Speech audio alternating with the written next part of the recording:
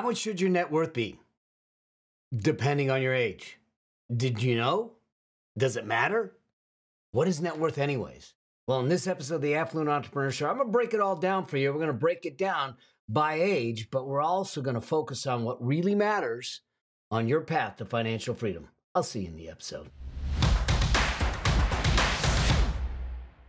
So where should you be on your wealth journey depending on your age? And this is a question that actually comes up a lot because, let's face it, you kind of want to know, am I ahead of the game? Am I behind the eight ball? Am I on par?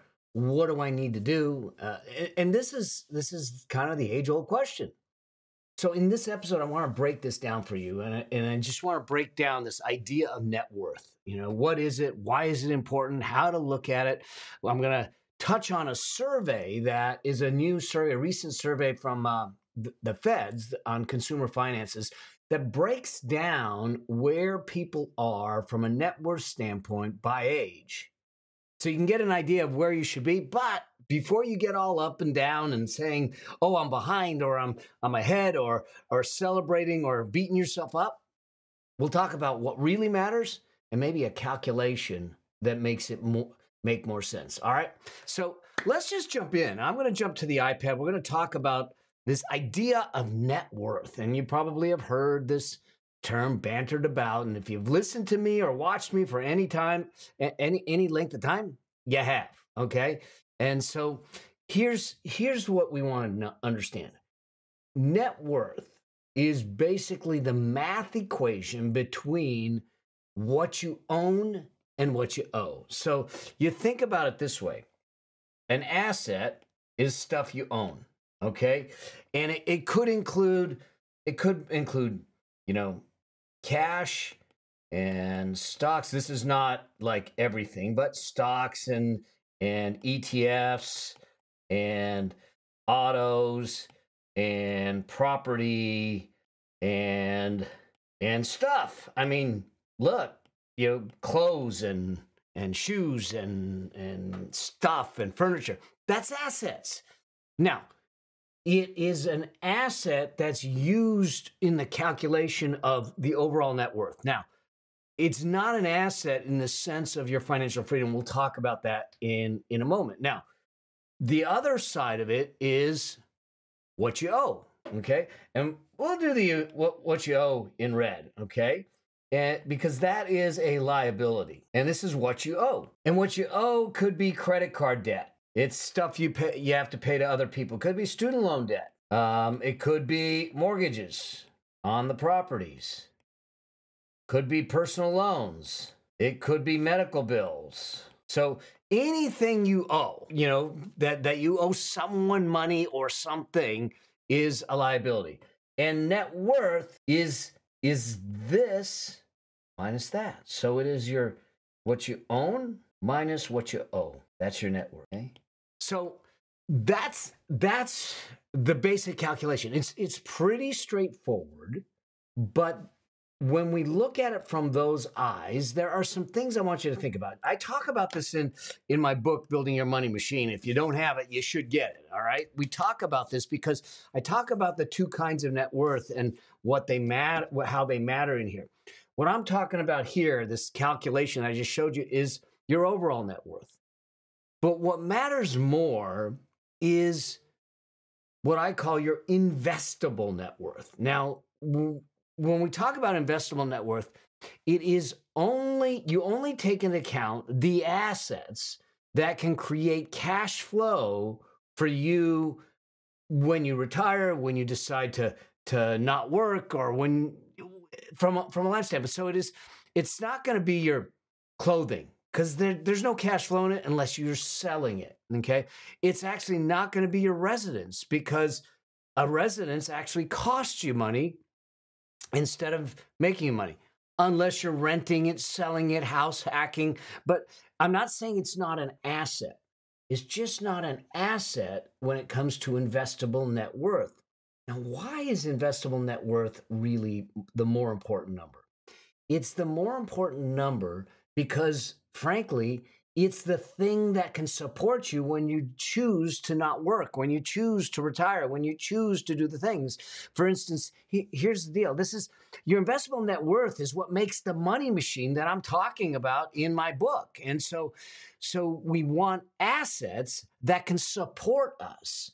And if we have to sell assets to support us, then we no longer have the assets. So what I'm talking about are assets like rental real estate that produce cash flow, investments like stocks, ETFs, index funds that produce cash flow. It could be residual income streams that produce cash flow, because it is the cash flow that allows us to live, to pay for our lifestyle, to do the things that we want to do. But too often, we as a society don't even know what our net worth is. We don't calculate it. We don't even know how to calculate it. So this is the beginning of that journey, because when we understand what our net worth is, we understand what our starting point is. Then we'll need to understand where we want to go, and now we know how big the gap is that we have to close. So where should you be on this journey? Let's look at some data, because I found this interesting. And I'm going to talk about some data based on age, and we'll break it down from 35 up to 75. You'll get a chance to see what the differences are in that. All I want you to do is to kind of get a feel for, am I around the average or the median, or am I above it or below it? Not for any other reason than awareness. And then we'll break it down on where you should be and what to do instead. Okay? So I'm going to look at it from this way. I'm going to give you the age, I'm going to give you the median, and I'm going to give you the average. Now, why am I doing both of these numbers? Because if you have some ultra wealthy people or ultra poor people, in other words, if you have extremes, the average can get skewed. But I like to use the average because it encompasses all the data, whereas the median doesn't. It finds that middle point where half the data is above it and half the data is below it. But this will give you an indication of where you're at. So under age 35, the median, and look, 35 years old, 30 years old, that decade, the decade of the 30s, we call the messy middle, because this is a time where our life is changing. Many folks are getting married. They're starting to have kids. They're starting to get homes. They're starting to do things in their life that can create chaos with their cash. And so we call it the messy middle. We all kind of go through it, but it is something where this is the foundational place where we are starting on that financial journey to make things happen. Okay. So the median here is $39,000. But the average is $183,500. So the net worth at that point is $39,000, $183,000. Now, mind you, I am talking about total net worth. So this would include homes. This would include vehicles. This would include all assets. So it's not necessarily investments. It's not your 401ks alone. It's in there, but it includes these other assets. All these numbers include these other assets. So it's important to understand that this is total net worth. And if you're in an environment where you have a home in a time frame where it has appreciated tremendously, the percentage of your net worth that the home represents could be very, very high. So it doesn't necessarily mean that you've got a ton of investable net worth. It just means that you have net worth, but a lot of it is locked up in real estate, which is what some people need to be careful of as they start to get into those later years, because if the majority of their wealth is sitting in their house, they don't have the ability to access it unless they sell it. Okay, or they refinance and take the money out, or they do a reverse mortgage. And before you ever do a reverse mortgage, get in touch with me. All right.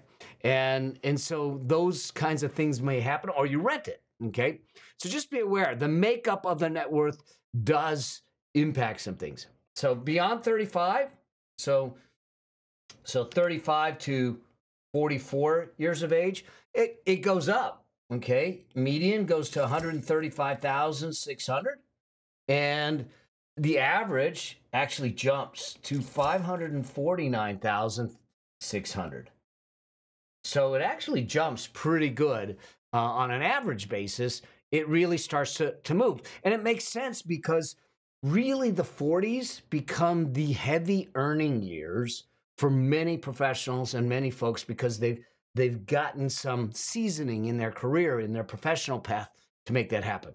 Then we go to the next decade, okay? 45 to 54. Now we start to see some things really start to move. At 45, you actually double the net worth, 247,200, and the average goes from 549,000 to 975,800. So almost $1 million, which when you look at the data, typically the millionaires reach millionaire status after 28 years of investing and around the age of 48, 49. So this kind of fits into that realm of hitting about the $1 million mark in this decade. Okay. Well, let's move up. Because I think this is really telling. 55 to 64. At 55 to 64, the median goes up 364,500 now. So you've gone up another $80,000, $90,000, but the average jumps to $1,566,000 here. Now here's the interesting thing. That's $600,000, almost $600,000 up. 60% increase in the average net worth from age 54 into the next decade, from 55 to 64. So when I hear people that say, oh, I'm too late, you're not too late. We got to get in the game. We have to be on the field investing, doing the things that build net worth, that build wealth, that build the financial freedom you want. Because if you look at it here, what's happening is that this money, they're growing at a much more rapid rate in this decade. And they're in their 50s. Why is this happening? And I think this is something that we tend to forget. Too often we think that our wealth creation, our wealth building is a linear line. We think that it's going to go like this, straight. But our wealth is on a curve, and it does something like this. And what happens is that we have that space down here, which you've heard me talk about, which is the wealth flat line. These are in the early years where we're not seeing as much growth. But if we stay in the game, we reach the tipping point, and at the tipping point, we hit that acceleration zone where our money is working harder for us than we did for it. And now so the data is starting to show that hey, you are actually moving into that realm, because when you go from age 55 to 64 and you increase 60% in your average net worth on average based on the statistics, it's showing that what's happening is their earnings are going up, but also the money's working harder for them because they've eaten up their wealth flatline. So I'm hoping that this brings some hope to you, no matter what your age, stage, or circumstances, to continue the path, to stay on the path to financial freedom, no matter where you're starting. Get you in the game. Let's look at two more tranches of this, and that is 65 to 74. So this is typically when people are starting to retire. Now, I don't know if I'm ever going to retire. I mean, truth be told, I want to keep doing what I'm doing for as long as I can continue to do it, and to serve people like you and out there speaking and that type of thing. Median goes up to $409,000 according to data, almost $410,000. Okay, the average is now approaching $1.8 million. And while we're here, let's just look at greater than 75 years of age. Now we start to see that we're starting to use the money and do it in that way, because what happens is the median goes down, 335,600, and the average also goes down and is now down to 1,624,000. Okay. So this is the statistics. These are the things that come into play with looking at it. Now, here's the thing. This is just data. It's just statistics. It's to give you an idea of, am I in the game? Am I, a little bit behind, a little bit ahead?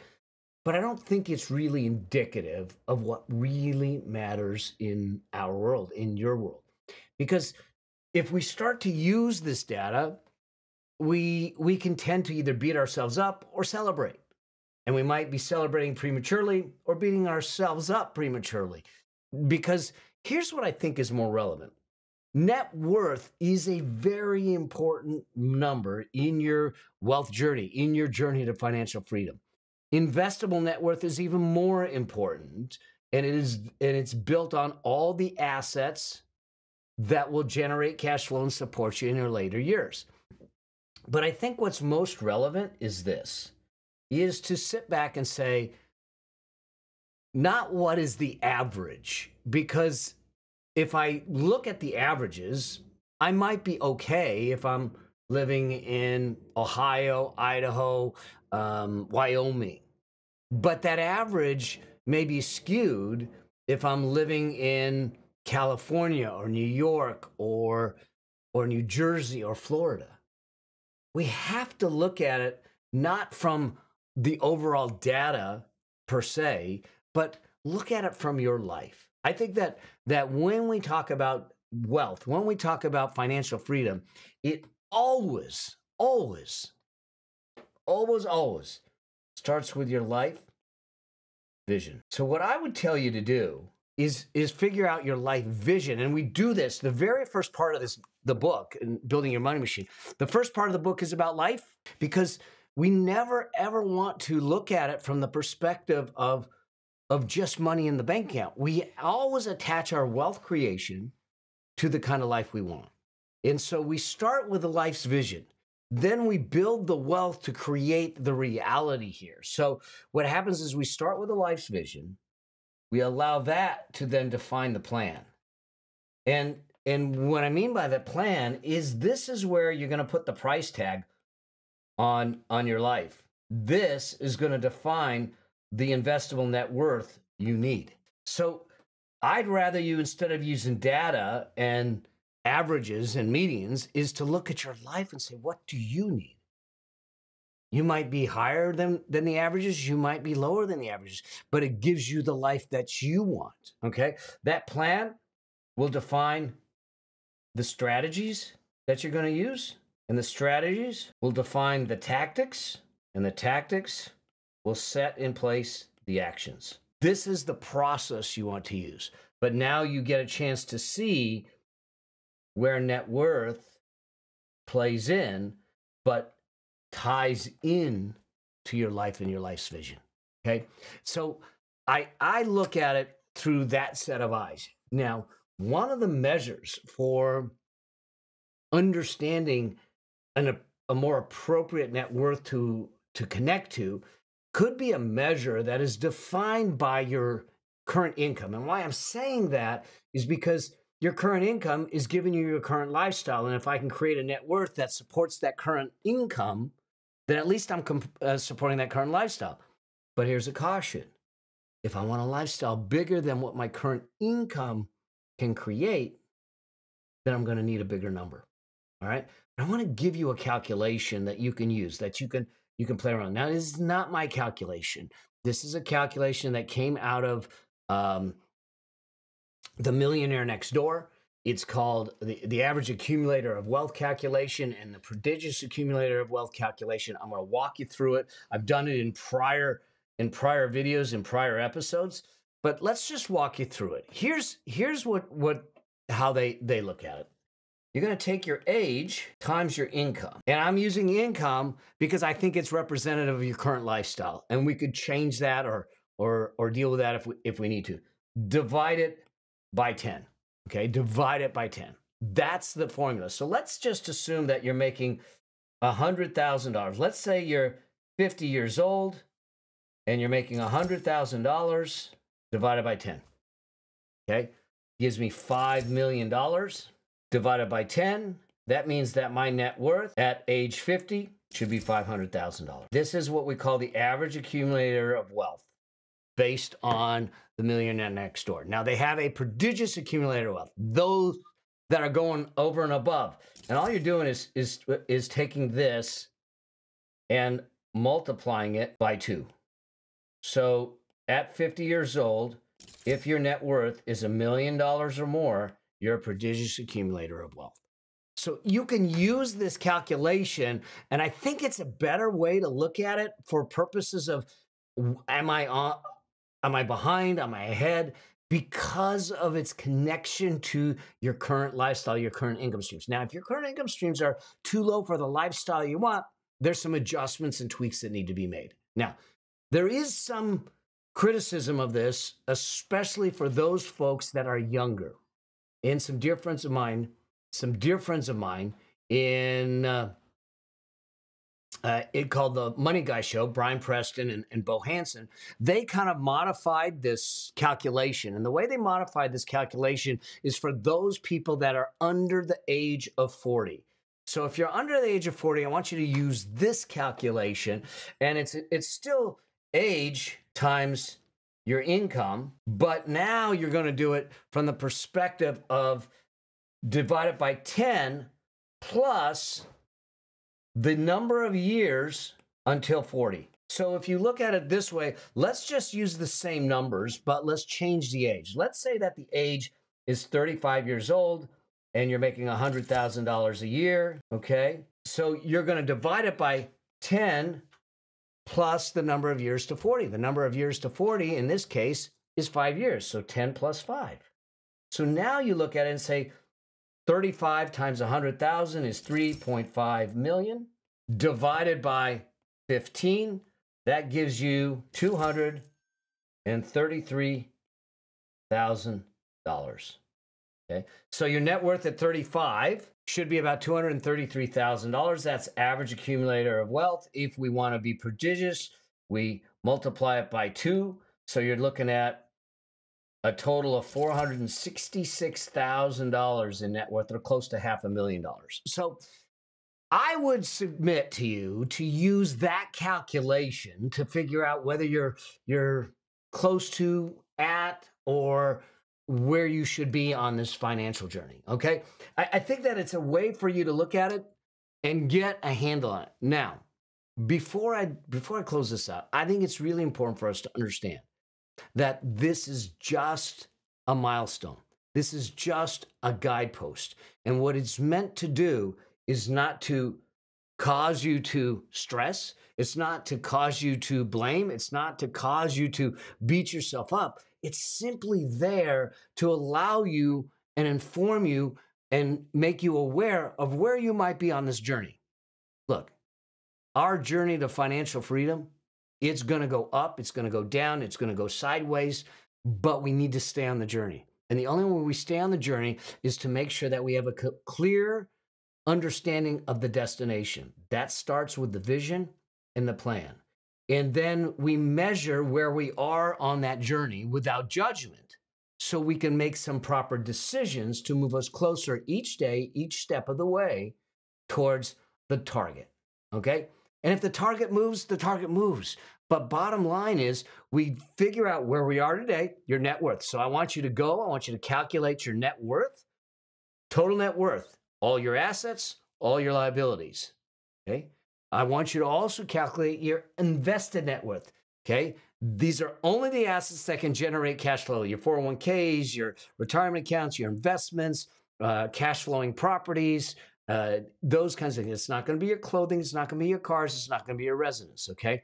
All that type of stuff, okay? So now you know where you are, and then use the formula to calculate where you should be.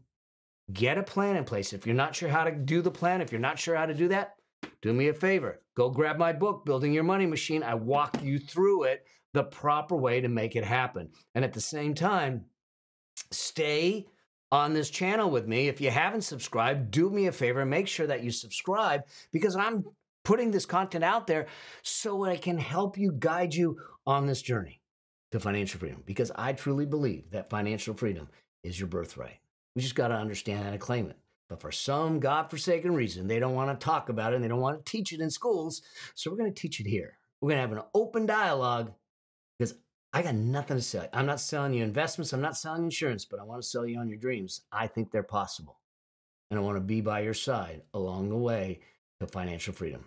I'm on a crusade. I want to light the path to financial freedom for 1 million families. I want one of those families to be you. All right? All right, y'all. I hope that this helps. I hope you found this of value, and I can't wait to see you in another episode or on the road or while I'm out there speaking. All right? Until then, always strive to live a life that outlives you. Cheers. See you soon.